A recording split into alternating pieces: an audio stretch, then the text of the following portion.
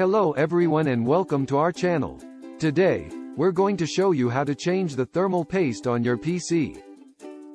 If you're experiencing overheating issues or if your existing thermal paste is damaged, it's time to replace it. It's not as difficult as it seems, so follow along and see how it's done. Before you start, you'll need a few tools and replacement parts. You'll need a new thermal paste, a flathead screwdriver, a Phillips screwdriver, and some thermal paste. Make sure you have everything you need within reach before you begin. Start by turning off your computer and unplugging all cables. Remove the casing of your computer to access the motherboard.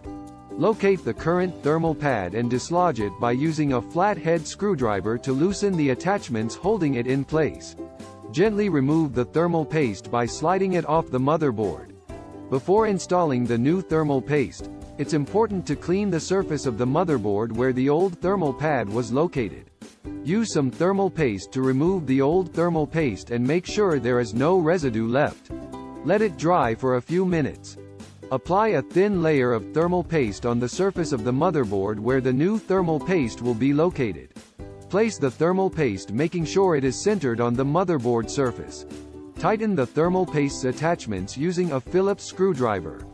Make sure the paste is securely attached, but don't over-tighten as you could damage the motherboard. Put the casing of your computer back in place, plug in the cables, and turn on your computer. Check that your computer's temperature is normal and everything is functioning correctly. And there you have it. You now know how to change the thermal paste on your PC. Wasn't that easier than you thought? We hope this video was helpful and that you were able to resolve your computer's overheating issues. Don't hesitate to leave us a comment if you have any questions or if you want to share your experience.